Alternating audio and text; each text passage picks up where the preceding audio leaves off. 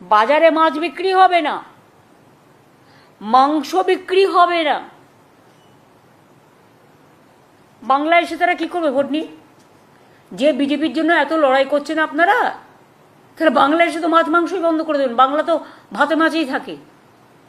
হ্যাঁ, নিরামিষ যে খায় সে নিরামিষ খায়, আমরা অনেক নন বেঙ্গলি বন্ধু আছে, আমরাও খাই কখনো কখনো পুজো পার্বণে, সেটা তাদের নিজস্ব অধিকার।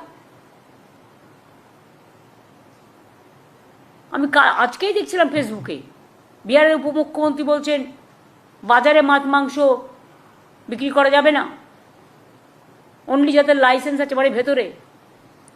তো সবাইকে শপিং মলে গিয়ে মাছ মাংস বিক্রি করবে? শপিং মলে একজন দুজন করতে পারে, একজন দুজন যেতে পারে, যাদের ক্ষমতা আছে। সব লোকের কি ক্ষমতা আছে? আমাদের তো চাষিরা রাস্তায় বসে, তারা তো টাটকা সবজিটা নিয়ে আসে, সেটা বিক্রি করে, পুকুর থেকে মাছটা ধরে নিয়ে আসে, সেটা বিক্রি করে, এটা তার কর্মফল, তার সংসার চালায়, কর্ম যোগায়। আজ যদি বলে বাংলায় মাছ বন্ধ, মাংস বন্ধ, ডিম বন্ধ, কারণ বিজেপি অন্ধ।